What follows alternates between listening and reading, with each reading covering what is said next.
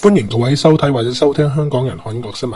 如果大家中意我哋節目咧，就歡迎 subscribe 我哋嘅 channel。如果大家對我哋嘅節目有意見嘅，亦都歡迎留言話俾我哋知。多謝晒大家嘅支持。呢集係嚟自獨立報嘅報道。咁巴克萊銀行啦，就根據英國最新嘅法律啦、最新嘅法庭判決同埋人權委員會嘅指引，決定咧就禁止跨性別嘅女性就使用女廁。佢就強調啦，呢樣咧係為咗依法行事嘅啫。咁同時咧會提供合適嘅設施保障使用者嘅需要。銀行嘅行政總裁雲基特就表示，雖然咧就取消咗美國業務入邊嘅多元化目標，但係咧就強調啦，公司咧依然係致力推動平等同埋包容。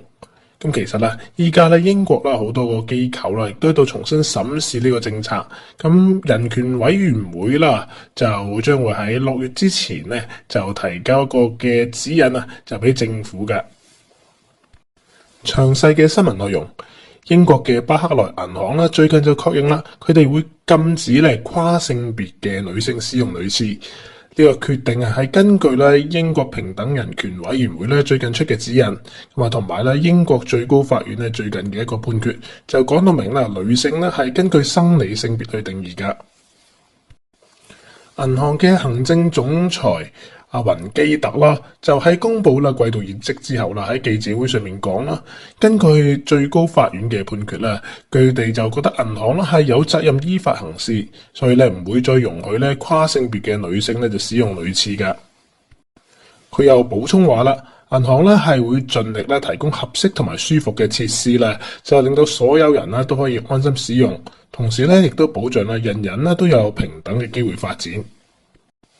英國平等人權委員會早前咧就建議啦，無論係喺職場啦定係公眾地方，例如商場啦、醫院啦，跨性別嘅女性咧都唔應該用女廁嘅。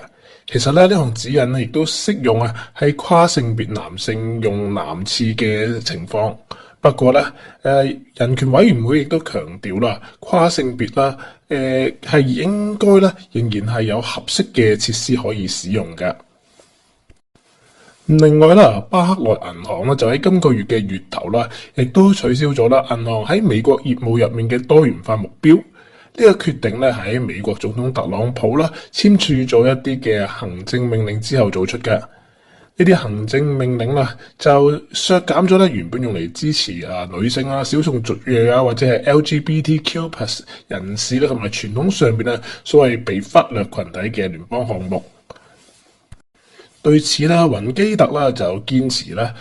銀行啊仍然係堅守平等同埋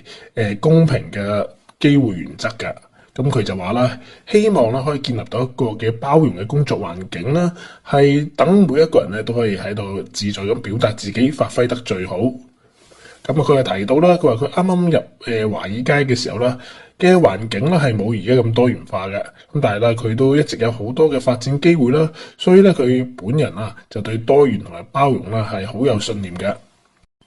喺英國啦最高判決之後啦，咁就唔單止企業啦，連學校啦、運動場啦同埋公共服務機構等等啦，都因為呢個裁決啦，咁啊需要重新審視佢哋嘅政策㗎。